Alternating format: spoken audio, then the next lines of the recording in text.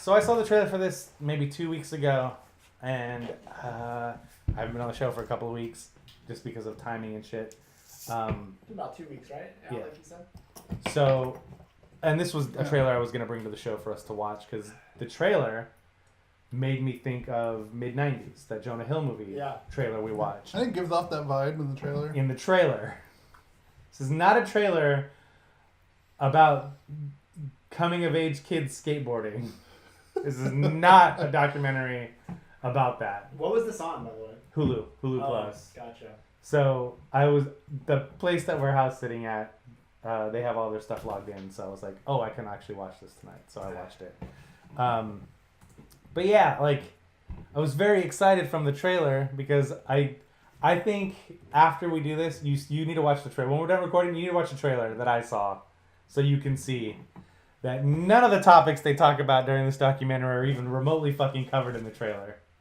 So it's a documentary. Yeah, it's a documentary. Rick, you went inside unseen? You just started watching it? Yes, I did. O'Leary told him to watch it. Okay, yeah, I heard that. This is a documentary that a guy made, and it's like this group of friends he's had since he was little, and he's always filmed them skateboarding and stuff like that.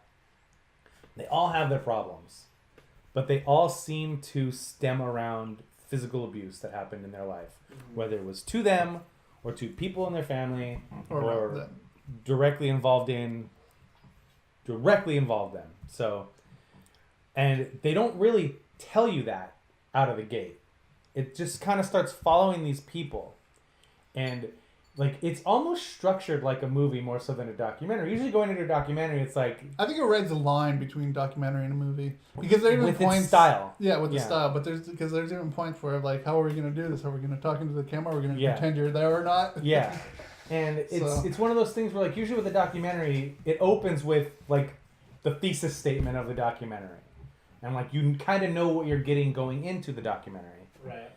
I thought I was getting something about, kids, similar to what mid-90s looks like, where it's like kids who are kind of outcasts, but they're friends, and they're all different types of people that are all brought together by skateboarding. It's kind of like what I thought I was getting. But what I get is the director, is somebody who experienced a lot of abuse in his home from his stepfather towards him, his mother, and his half brother, and kind of sees that with his friends. And there are some of his friends that don't even know the extent of the abuse he had growing up. So he's using this as kind of like a therapy session for himself and maybe to help his friends who he sees have major problems that are stemming from the abuse they've had growing up. And it's a super powerful documentary, and it slowly rolls that stuff out to you almost like it's like a movie telling you a story rather than a documentary where you're, resolution kind of thing. And I really enjoyed the way he tells his story because honestly, for the first half hour, almost 40 minutes of it, I hated every one of these little fuckers. Every single one of them. They're like your typical asshole kids. And they're not even kids anymore. They're all in their 20s. They're all grown up. But I did not like any of them, and none of them had any fucking redeeming qualities at all. But then over the course of the last 2/3 of the documentary, it's kind of like, here's a group of fucking entitled assholes who are crying and whining about everything in their life. And then over the course of the last 2/3, you understand why they are coming across that way. And you can't tell me, like that one dude, I don't know about entitled. Why do I have to fucking do what everybody tells me to do? Why can't I just do my own? On in the movie. No, that dude starts off that way. He starts off that way. In the movie? Yeah, he does. The only kid or the only person in this movie at all that I had any kind of positive feelings for right out of the gate was Kier. Because of the situation he's in with his family and his dad and his brothers and and he's just kind of like a normal guy. He seems like a normal dude that just loves skateboarding and hanging out with his friends, and he uses that as a way to kind of forget about his problems. His therapy. Like you can forget about everything when you're running a board. The couple in this movie, both the guy and the girl, all they do for the first half hour is whine and bitch and moan and complain about each other. They whine a lot, yeah. Like everybody in this thing except for the one kid. And then but then you slowly start to see their story, and it's it almost feels like like if you're ever in a store, Bryce, and you see like a parent and a child, and the kid is just fucking unruly, and there's always the people in line or in around that are going, oh, my kids would never do that. I would never have kids that acted that way. And even before I had kids, I was always I would always you don't know their situation. Yeah. You don't know anything about anything when it comes to that person, that kid, or their situation for you to make a comment like that. Yeah. That's completely irresponsible. Yeah. And you're a fucking dickhead. So I did that though, because with this documentary, because the way it feels, it doesn't feel like it feels like a movie. It feels like I'm being told a story, a fictional story. Turns out not fictional at all. No. 100% real reality. And the way they roll it out to you, I was judging these fucking people in the first 25, 30 minutes of the show. And then by the end of it, I was like, I don't necessarily like a couple of these people, but I understand their perspective now. And I really feel like this documentary goes a long way in teaching people empathy and understanding. And it's super downer and super depressing, but I would say give it a watch. I really liked it. How are, like, you guys kind of touched on it and maybe it went over my head and missed it, but I mean, when they're like telling their stories, are they like showing reenactments of like what's the visual? No. Just them sitting there talking. Yeah. It was the director being Lau. Lou, L-I-U. Yeah. He it's basically his home footage that he's been documenting since they were like in their late teens, early 20s. There's older stuff, but most of the time it's just like, and it's not like me sitting here and you sitting there talking to a camera. There's some of that, but a lot of it is like their everyday life, fly on the wall stuff. You know, in the background, you know, like hidden. Okay. So like. Right. Well, there you go. And there's like 4 stories to follow in this documentary. Yeah. And one of them is the director who's trying to figure out why his mom, because it's his stepdad that was abusive to him and his mother and his half-brother. And it's him trying to, at first, when he starts sitting down and talking with her, it almost feels like malicious. Like, and this is one of the other reasons why I didn't like the personalities of these kids.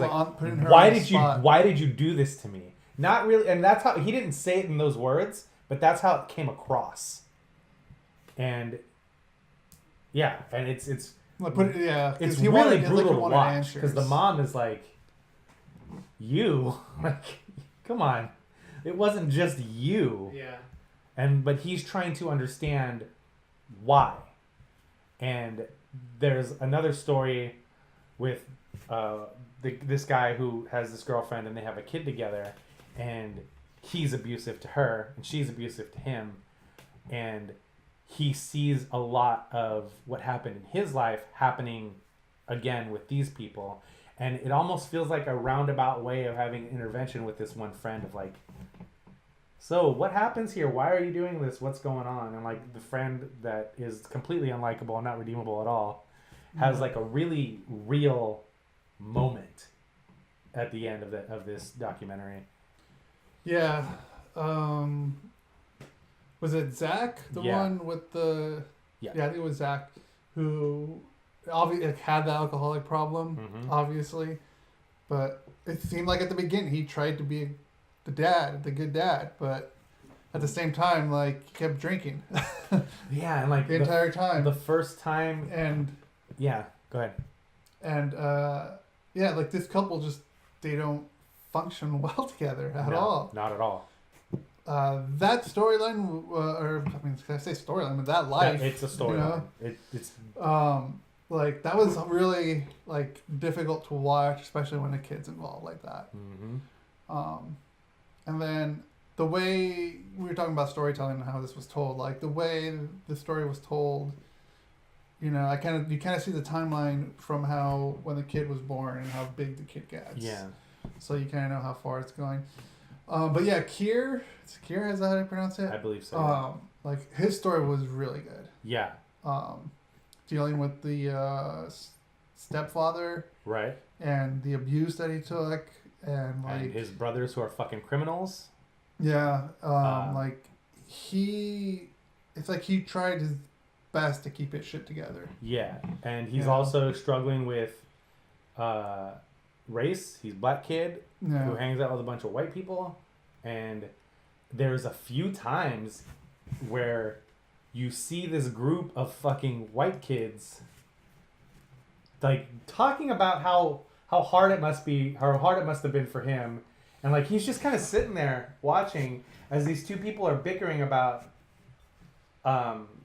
the difference between being white and being black. And it's like, yeah, but all white people aren't treated the same. If you're like trailer park trash, you're treated, like a subculture. And like he's just, and it's like a weird thing because you could see his eyes fucking glaze over because he's just like, you have no idea what you're fucking talking about. So he's to deal with the whole race aspect as well as his brothers being a gang of criminals and stealing from him and treating his mom like shit and not being at home and their kids being taken care of by his mom. Like it's a really crazy impactful story. And all this kid wants to do is chill out, have enough money to skate, and not have to be doing hard manual labor. Yeah, pretty much. Like he just wants to hang out and wants to do what he loves. And be a regular person. And he's like the only functional person out of this group of kids. The only functional person out of this kids. And I say kids because they follow from some of the footage that shows them from like being 11, 12, and 13 to wherever they are now. And they still, all of them still look really young. Yeah. But they're obviously late 20s. It's like they started off probably in like their early 20s, I want to say, maybe even like 18. Where the documentary 19. starts, the opening footage, yeah. And then you see as it progressed, like they're already in like their mid to late 20s. Yeah.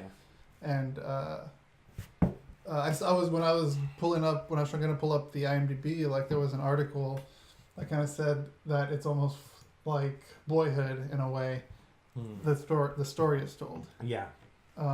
Which is true because it did kind of feel like that as well too.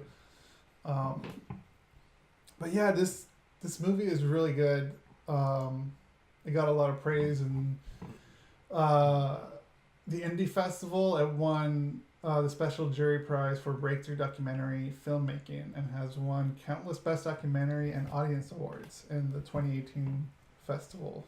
It's one of these. It's a documentary that kind of wins you over as you watch it. Yeah. Because when it starts, and you don't know what you're getting into. It starts with the vibe that I thought it was going to have. Yeah. And then it just very abruptly, it's alcoholism and abuse and spousal abuse and child abuse and just very real stories. And like, what did you think you were gonna get? Oh, like mid-90s. What mid-90s looks exactly like. That. Yeah. Like a skating life story. Like the documentary version of that. Mm-hmm. Like a bunch of kids who are outcasts coming together and might only even be friends because they skate.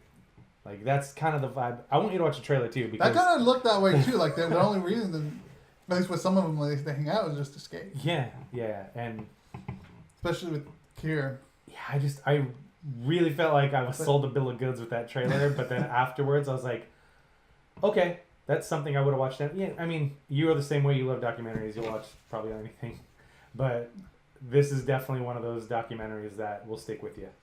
Okay. Yeah. Yeah, for most of the time when, Ryan says, "Oh, this is my best movie of the year," it's so right. I didn't know that, and I'm glad you didn't tell me that last night because I wouldn't have watched it. I was kind of like, whatever. I'm not. And then this is his movie of the year so far. So far, it seems that way. The fucking documentary doesn't count. It does.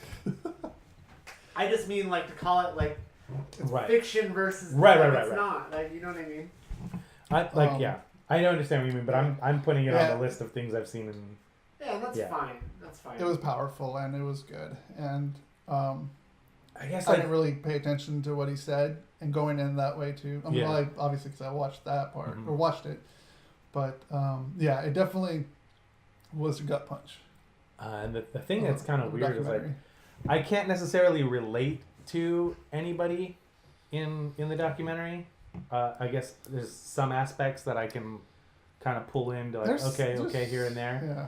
But I will say that when I was living in Colorado, when I was like in 4th and 5th grade, I knew people exactly like this. Like, I knew these exact fucking people when I was living in Colorado.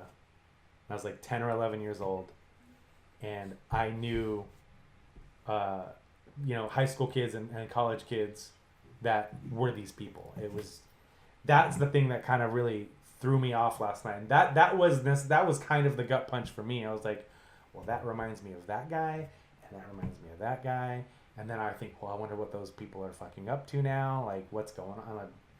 It hit me in a way I did not expect it to whatsoever. Yeah.